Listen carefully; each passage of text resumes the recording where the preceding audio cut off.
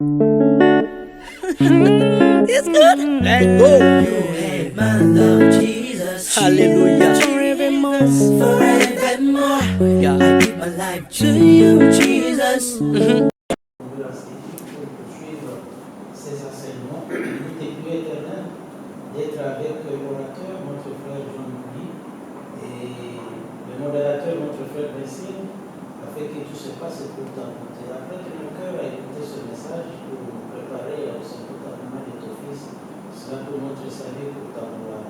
Ceux qui sont pour la route, Seigneur, à travers pas pour que nous commencions ensemble et que nous soyons affermis de la même manière, au nom de Jésus-Christ. Amen. Amen. Recueil des louanges. Nous allons inviter notre sœur Sifa. On va prendre le numéro 134.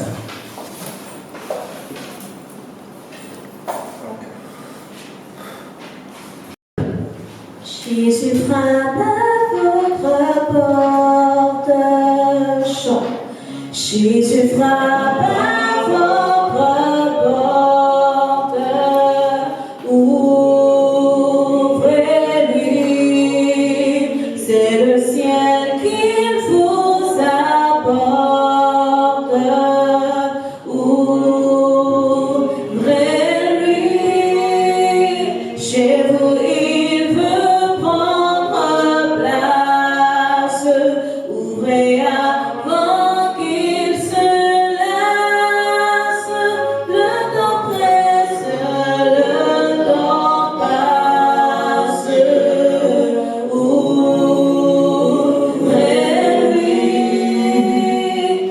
ouvrez, c'est lui qui pardonne, ouvrez-lui, acceptez ce qu'il vous donne, ouvrez-lui, ses promesses sont certaines, sa main va briser vos chaînes, bientôt finiront vos peines, ouvrez-lui,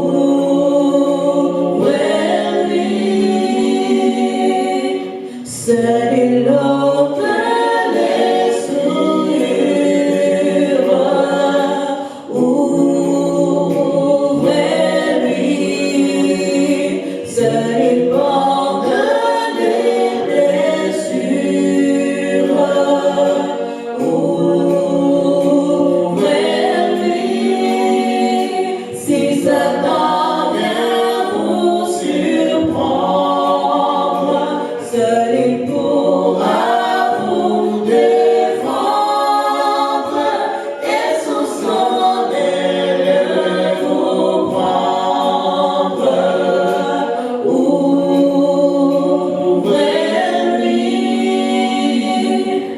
écoutez l'appel si tendre, ouvrez-lui,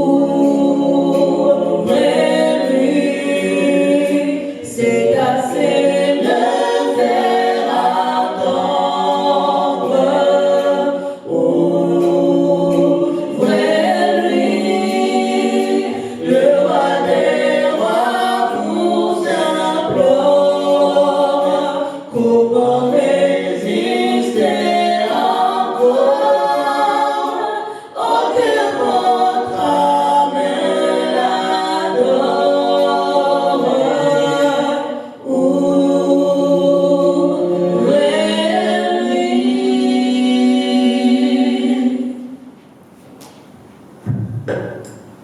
Amen. Nous invitons notre orateur. Nous courons vraiment derrière les temps. Si peut passer, notre frère John Louis. Bonsoir.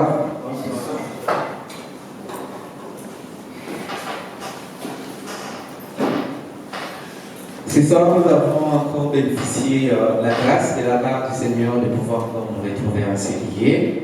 Vous vous rappelez, nous nous sommes séparés hier selon nos propres calculs, et chacun avait à sa manière planifié tout ce qu'il allait faire au cours de la journée. Mais ça, cela dépendait qui de lui. Mais il y avait un autre plan que Dieu lui-même avait mis en place pour nous concernant la journée d'aujourd'hui.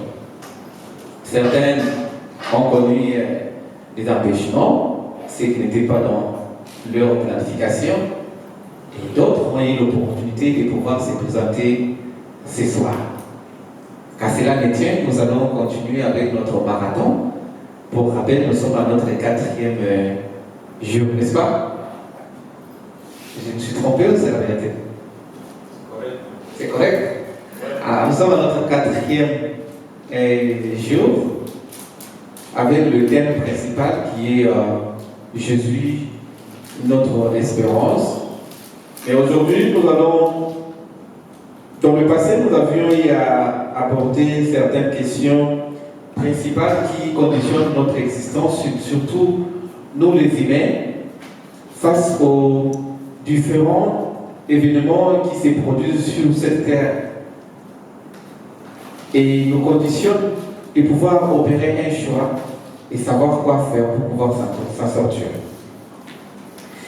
Ce soir, nous avons un autre sous-thème qui est une question. Des fois, parmi nous, il y a certains aussi qui se sont déjà posé cette question.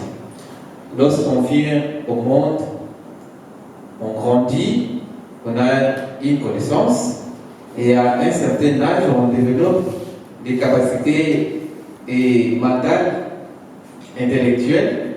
On commence à se poser des multiples questions et dans toutes ces questions, il y a toujours un avenir que nous-mêmes, nous arrivons à tracer pour pouvoir adapter notre existence. Et l'idéal, c'est de vivre heureux, de vivre une vie qui correspond aux attentes de notre passion et notre envie. Mais il arrive un problème qui s'oppose. Toi qui rêvais d'être dans une famille peut-être où tu ne connaîtras pas la famille, tu ne verras pas déjà mourir, tu commences à faire face à toutes ces réalités. Je pense même que même dans la pensée, il y aura une modification qui va s'installer.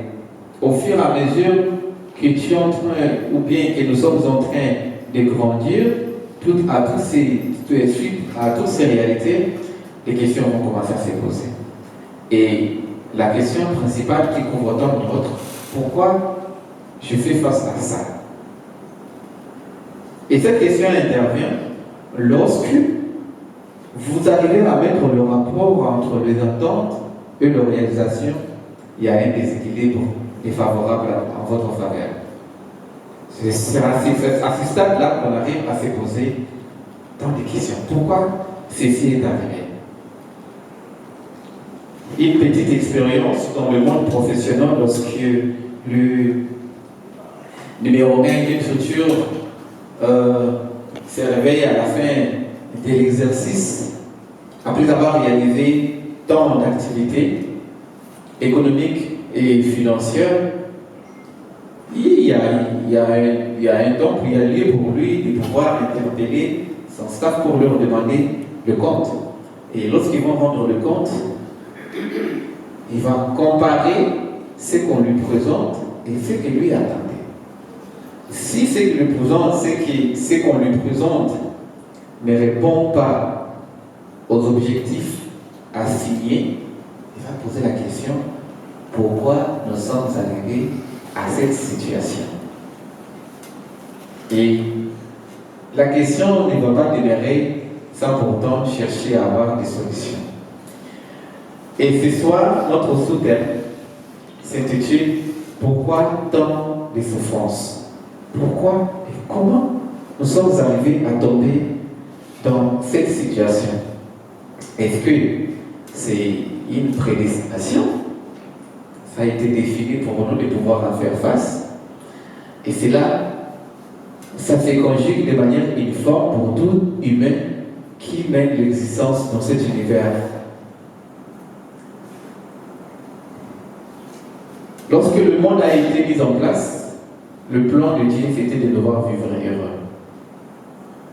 Le plan de Dieu, c'était de voir, parce que la Bible nous révèle, chaque soir, le Seigneur descendait et venait contempler la bonté et la nature qu'il avait créée avec nos premiers parents. Et c'était une vie agréable. Et c'était vraiment, ça donnait l'envie de vivre. Mais qu'est-ce qui s'est passé après? Nous avions vu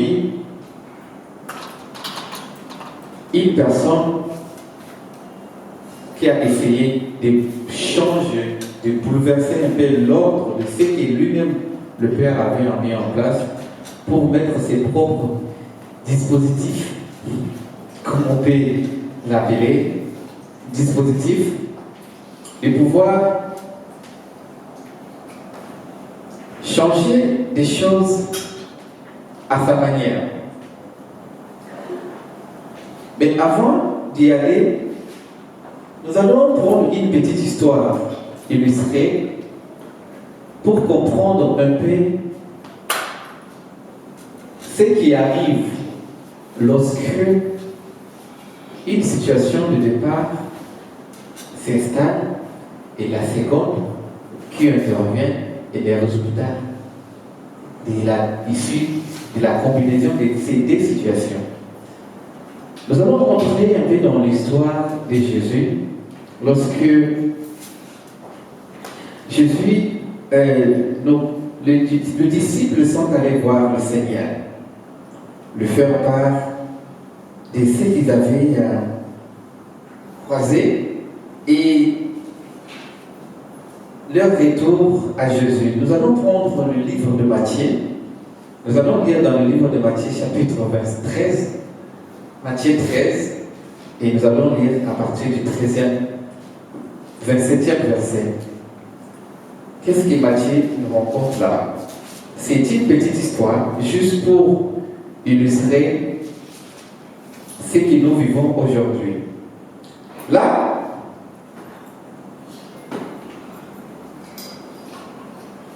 il y a une histoire qui se passe.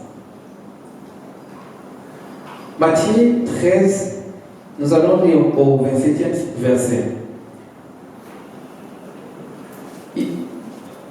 La Bible nous dit ceci: le serviteur du maître de la maison vient lui dire: Seigneur, n'as-tu pas semé une bonne sémence dans ton champ? D'où vient donc ce qui est délivré? Et si nous rentrons un peu au début, si nous rentrons en Matthieu, toujours le même chapitre, au 20e verset, on nous dit: celui qui a reçu les semences dans les endroits pierreux, c'est lui qui entend la parole et la reçoit aussitôt avec joie. Mais il n'a pas de racine en lui-même. Il manque de persistance, et dès qu'il vient une tribulation et une persécution à cause de la parole, il trouve une occasion de chute. Nous continuons. C'est lui qui a reçu le sémence parmi les épis, et c'est lui qui entend la parole, mais à qui le souci des siècles et de la séduction de richesse étouffe cette parole. C'est lui qui a reçu la sémence dans la bonne terre, c'est lui qui entend la parole et comprend, il porte le fruit, et un cran en donne 100, et un autre 60, et un autre 30. Jésus parle en parabole. Il propose cette parabole à ses disciples. Il dit: mais pendant que les gens dormaient, et il continue, il leur proposa une autre parabole, et il dit: le royaume des cieux est semblable à un homme qui a semé une bonne semence dans son champ. Le royaume des cieux est semblable à un homme qui a semé de bonnes semences dans son champ. Au verset 25, il dit: mais pendant que les gens dormaient, son ennemi vient, s'aimant délivrer parmi bien et s'accla.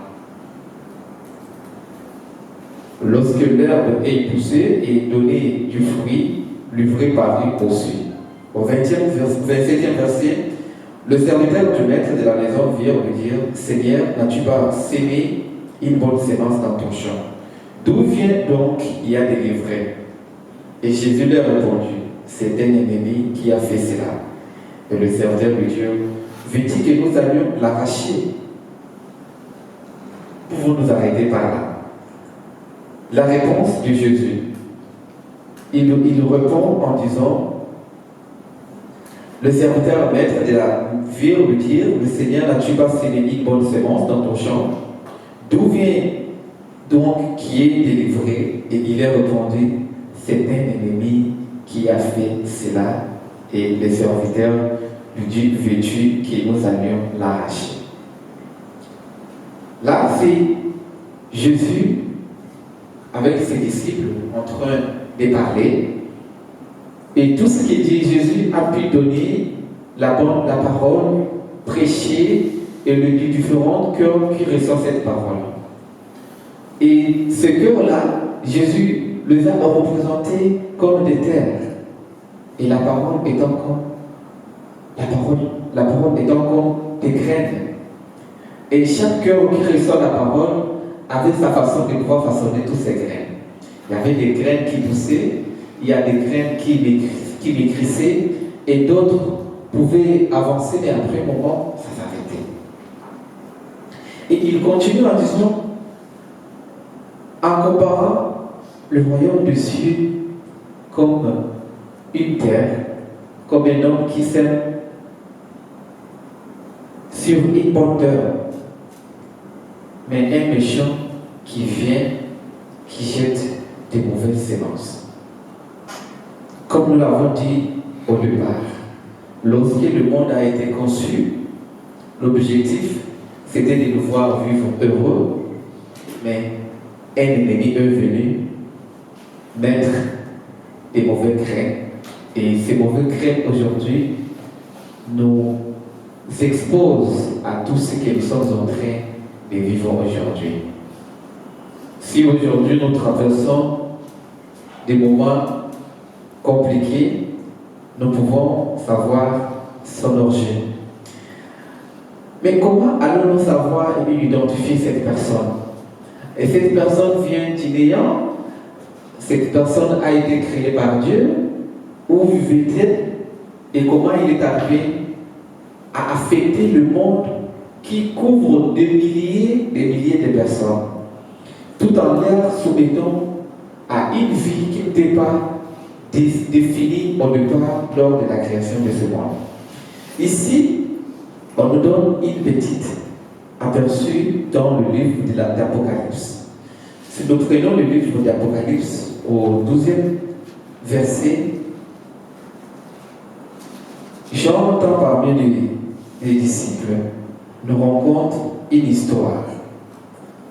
Nous allons commencer au 27e verset d'Apocalypse 12.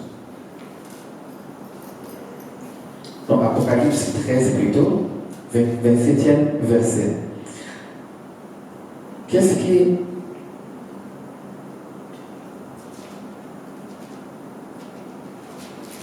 plutôt, c'est 7 plutôt, désolé.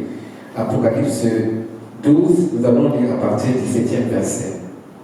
Ici, Apocalypse nous relate ce qui suit. Il y eut guerre dans le ciel. Michel et ses anges combattirent contre le dragon. Et ses anges combattirent contre le dragon. Et les dragons et ses anges le combattirent. 8. Mais ils ne furent pas plus forts. Et leur place ne fut plus trouvée dans le ciel. Il fut précipité le grand dragon, le serpent, ancien appelé le diable, le Satan. C'est lui qui séduit toute la terre. Il fut précipité sur la terre et ses anges furent précipités avec lui. C'est que dans la création, tout était bon. Tout était mis en place. Mais il y a une personne qui s'est rebellée dans le paradis céleste. Et quelle a été sa préoccupation majeure? Quelle a été son envie? Quel a été son rêve pour qu'il arrive jusqu'à ce stade-là? Pour qu'il arrive au point même de provoquer la première guerre. Parce que lorsqu'on parle de la guerre, nous ne devons pas penser que la guerre a commencé sur la terre. Ici, la Bible nous dit très bien clair qu'il y a eu guerre au ciel. Ce que nous, aujourd'hui, ce que nous subissons, c'est la continuité de ce qui a eu à exister. Et pour arriver à identifier la personne, nous pouvons prendre nos livres, nous allons ouvrir dans le livre d'Ézéchiel. Ézéchiel nous donne une petite explication encore sur ce qui était la personne ayant provoqué cette guerre. Nous allons lire dans Ézéchiel chapitre 28, à partir du 13e verset. Ézéchiel nous dit ce qui suit. J'avance. C'est Ézéchiel.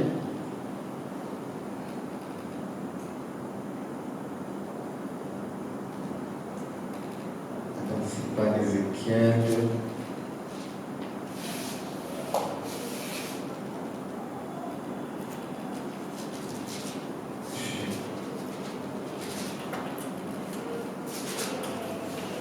Voilà. Ézéchiel 28, 13 nous dit ceci. Tu étais en Éden, le jardin de Dieu. Tu étais couvert de toute espèce de pierres précieuses. Des sardoines, des topazes, des diamants, des chrysolites, d'onyx, des jaspis, des saphirs, des scarboucles, de mérodes, d'or, des tambourins et de flûtes étaient à ton service. Préparé pour le jour où tu fus créé. Tu étais un chérubin protecteur aux ailes déployées. Je t'avais placé et tu étais sur la sainte montagne de Dieu. Tu marchais au milieu de pierres étincelantes. Tu étais intègre dans tes voies depuis le jour où tu fus créé, jusqu'à celui où l'iniquité a trouvé chez toi. Par la grandeur de ton commerce, et tu as été rempli de violence, et tu as péché. Je te précipite de la montagne de Dieu, et je te fais disparaître. Chérubin protecteur du millier de pierres étincelantes. Ton cœur s'est élevé à cause de ta beauté. Tu as corrompu ta sagesse par ton éclat. Je te jette par terre. Je te livre en spectacle au roi, par la multitude de tes iniquités, par l'injustice de ton commerce, tu as profané tes sanctuaires. Je te fais sortir du milieu de toi en un feu qui te dévore. Je te réduis en cendres la terre aux yeux de ceux qui te regardent. Tous ceux qui te connaissent parmi le peuple sont dans stupeur à cause de toi. Tu es réduit au néant, tu seras plus à jamais. Ici, Ézéchiel nous fait un aperçu sur l'un des anges qui vivaient dans le royaume céleste avec le Seigneur. Lui qui était aux premières positions, à la première position, en fait, lui qui était conçu avec tout ce qui était oriental. Et sa beauté faciale était même ceux qui vivaient avec lui l'admiraient. Mais en lui, ce qui est entré en lui, c'était quoi? Tout ce qui était mauvais, tout ce qui avait un caractère, un art de pouvoir nuire. Et par là, sa place n'était plus située au ciel. Sa place ne se retrouvait plus là-bas.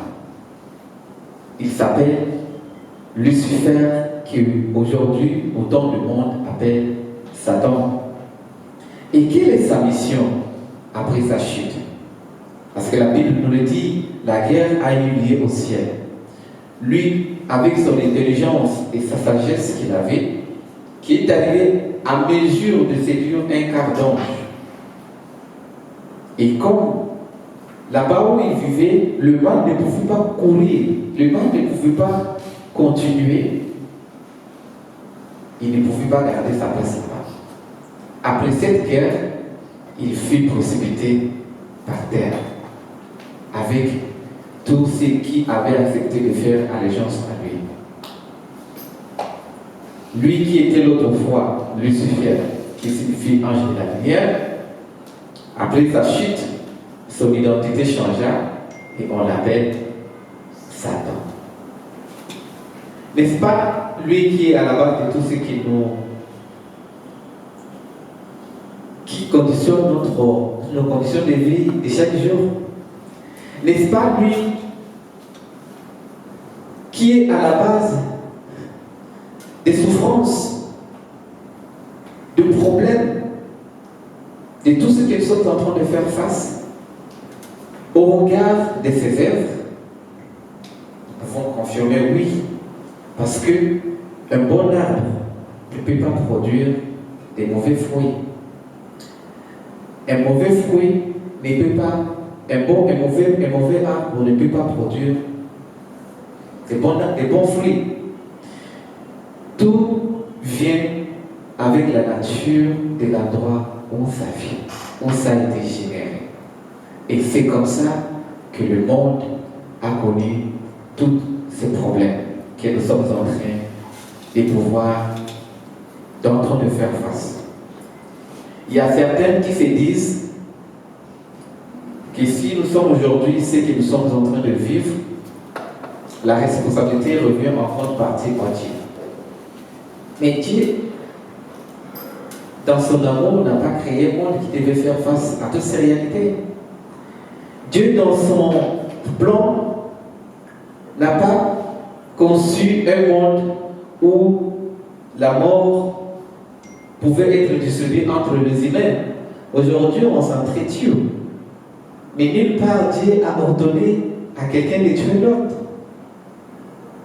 Ce qui veut tout simplement dire que dans le plan de Dieu, la mort n'était pas prévue. C'est la vie et la vie.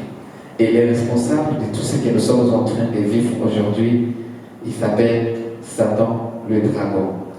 Mais une question aussi peut être posée.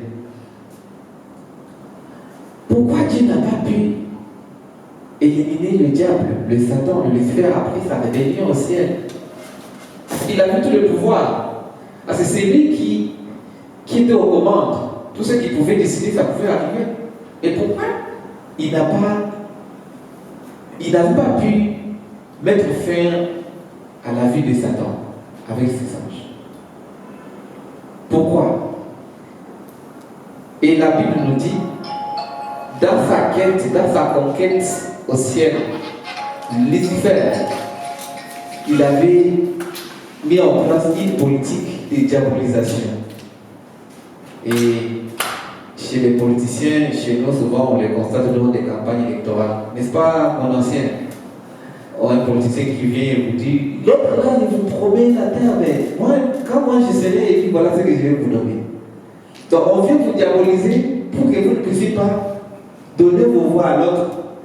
Et c'est la même politique qui a été engagée par le Satan, le diable. Il dit, il vient, mais comment vous aussi, vous êtes là nombreux en train de crier matin, midi, soir, faire allégeance à ce Dieu-là. Et comment une personne qui s'est dit qu'il est rempli d'amour, qui peut conditionner tout à lui, il ne partage avec personne. Et vous voilà, les graines que le diable avait semées dans le cœur des anges, de certains anges, c'était la diabolisation. Il les a diabolisés. Il a mis des choses qui, si Dieu décidait de mettre fin au parcours du diable, et ces gens allaient voir les uns qui disaient, comment c'est que l'autre avait raison. Lui qui nous disait que voilà, lui il est amour, et voilà, il montre les gestes, pouf, il est parti. Donc c'est un dictateur. Mais la Bible nous dit, Dieu a laissé le diable continuer son parcours. Et lorsque nous aidons dans les Écritures, la Bible dit que le bleu, le mauvais et le bien marchent ensemble. Et lorsque le moment viendra, le moissonneur fera quoi? Prendra le bon, le mettre à côté, et le mauvais sera envoyé où? Sera mis en botte et connaîtra que le bon lieu. C'est ça le Dieu d'amour, c'est ça sa nature, c'est ça même sa raison même d'être, c'est l'amour, l'accompagnement, la joie et tout ce qui peut nous amener à vivre une vie heureuse. Mais malgré nos souffrances, malgré tout ce que nous sommes en train de traverser, malgré des guerres par-ci par-là, malgré tout, Dieu n'a pas pris son oreiller, il a mis sa tête pour dormir et nous laisser faire face à cette vie. Il a mis en place son plan pour nous ramener à vivre avec lui. Et le plan consistait qu'une personne vienne, qu'une personne puisse mourir comme un sacrifice de rachat. Et c'est la personne de Jésus. Lorsque nous lisons dans Jean 3,16, une belle déclaration que nous ne pouvons pas oublier, car Dieu a tant aimé le monde. Et c'est cet amour-là qui a poussé le Seigneur de pouvoir nous racheter, de pouvoir nous ramener devant lui. Et l'objectif majeur, c'est de nous séparer de tout ce que nous sommes en train de traverser. C'est de pouvoir nous faire comprendre que ce n'était pas notre vie que nous menions. Ce n'était pas notre destin de vivre des guerres, la haine, des tromperies, du mensonge. Non, ce n'était pas le plan qu'il avait mis en place. C'est de montrer que la vie que j'avais conçue au départ pour vous, la voici. Et le Seigneur, lorsqu'il est venu, il a connu un parcours, il a ramené le message d'espoir à tous ceux qui l'ont écouté avec assurance, et à la fin, il dit, je m'en vais, mais je ne vous laisserai pas toute seule. Je vous enverrai une aide. Et cette aide-là est toujours avec vous. Il va vous convaincre de tout ce qui est mauvais. Et moi, je suis avec vous. Il n'a pas dit, je serai. Non. Il a dit quoi? Je suis avec vous jusqu'à la fin du monde. C'est ça l'assurance que nous avons. Peu importe tout ce qu'on peut faire face, peu importe des mouvements, des troubles, nous avons une assurance qu'un jour, nous allons retourner à la maison. Nous allons vivre avec le Père et la vie qui a été définie pour nous va nous revenir. Que cette parole de l'espérance, que cette parole d'espoir de vivre un jour avec le Père nous fortifie davantage, nous rend encore plus forts et rend encore notre foi comme une fois qu'on ne peut pas imaginer, au nom du Seigneur Jésus-Christ. Amen. Amen. Amen. Nous pouvons applaudir la parole de Dieu. Pour bien digérer cela, nous allons inviter la chorale de notre frère Joël pour exhiber une chanson.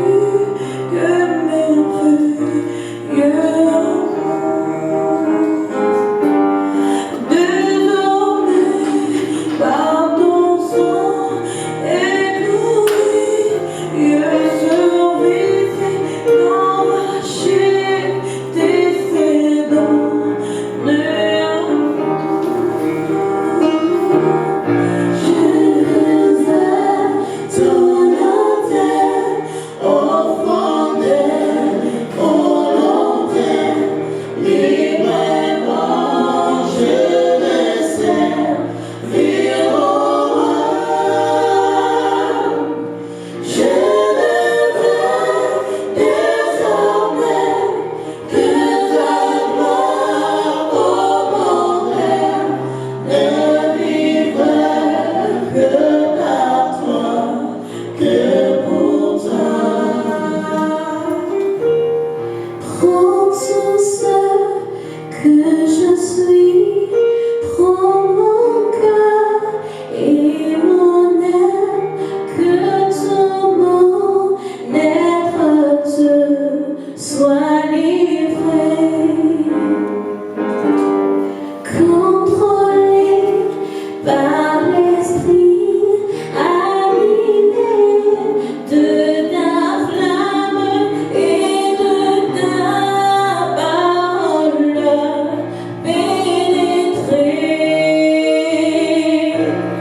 Je viens à ton autel, offrande volontaire, librement je te servir mon roi. Je ne veux désormais que ta gloire, ô mon Père, n'est vivre que par toi, que pour toi. Seigneur, de jour en jour, transforme ton image dans l'enfant, donne-le racheter. Devant moi, n'est qu'un but jusqu'au bout du voyage, connaître, faire ta volonté. Je viens à ton autel, offrande volontaire, librement je te servir mon roi. Je ne veux désormais que ta gloire, ô mon Père, ne vivre que par toi, que pour toi.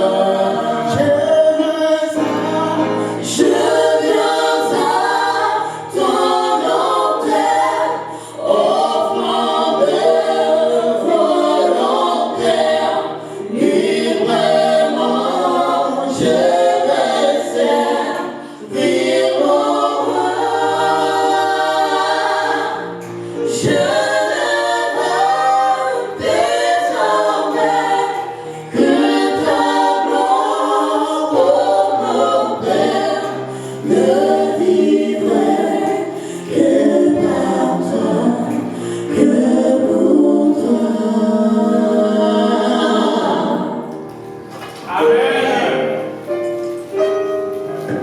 Ici la chorale, nous allons inviter notre pasteur pour nous bénir.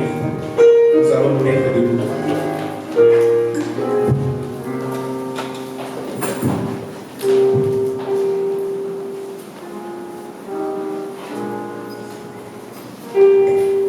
Prions. Nous te bénissons, éternel Dieu, pour ton amour infini envers nous et pour les enseignements que tu nous as permis d'apprendre ce soir. Nous savons que tu as formé des bons plans pour nous. Lorsque tu nous as créés, tu nous as fait à ton image selon ta ressemblance. Le mal ne provient pas de toi. Tu n'es pas la source de nos maux, tu n'es pas la source de nos douleurs, tu n'es pas la source de nos souffrances. Mais c'est Satan qui est la cause et il est le fondement de tout ce qui est péché. Et nous croyons que par-dessus toutes ces choses, tu as formé des plans, des projets pour nous sortir de cette impasse. Et le moment viendra où tu effaceras toutes ces réalités tristes et tu permettras que nous puissions vivre la félicité selon le bon conseil de ta volonté. Bénis ton peuple qui est venu ce soir pour apprendre ces choses. Et nous te recommandons le chemin de retour jusqu'à nos différentes demeures respectives. Nous recommandons la journée de demain, la soirée de demain entre tes mains, afin que tu puisses disponibiliser le temps en notre faveur pour que réunis ici, nous puissions apprendre davantage des enseignements qui changeront nos vies et qui nous prépareront à ta rencontre lorsque tu paraîtras dans les nuées. Je recommande entre tes mains ton fils John-Louis, que tu es en train d'utiliser depuis le début de cet événement, afin que tu lui accordes l'intelligence, la grâce et la sagesse, surtout la santé et la force, afin qu'il soit toujours à même de se tenir ici, jour après jour, et nous nourrir de ses riches enseignements. Sois notre Dieu, de maintenant et pour toujours. Telles sont les grâces que nous te réclamons avec foi et humilité au nom de Jésus. Amen.